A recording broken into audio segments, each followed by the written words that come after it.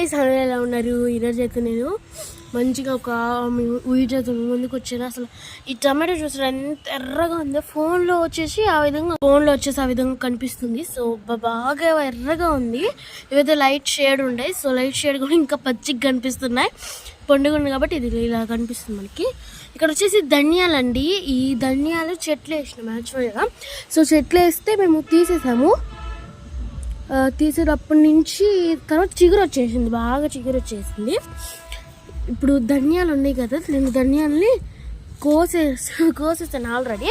So కోసేసి నేను ఎండబెడుతున్నానండి. రండి చూపిద్దాం. అంటే నాకు నమ్మకం లేకుండా నేను ఫస్ట్ ఈ రెండిటితో ట్రై చేద్దాం అనుకుంటున్నాను. ఒకసారి పెడదాం రండి. ఇక్కడ బాగా ఎండ తగిలే ప్లేస్ కాదు కదా, ఇక్కడ పెడదాం, ట్రై చేద్దాం. ఇది కొని పెట్టేసాం. మంచిగా కొంగలు వెళ్తున్నాయి, భలే ఉన్నాయి కదా కొంగలు.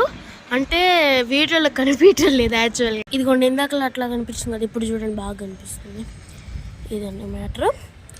అంటే మామూలుగా మర్చిపోయా, ఇది బిగ్గెస్ట్ కదా అసలు. చెట్టు నిండా కరెక్ట్గా లెక్కేసిన 15 మల్బెర్రీస్ వచ్చేసినాయి మనకి.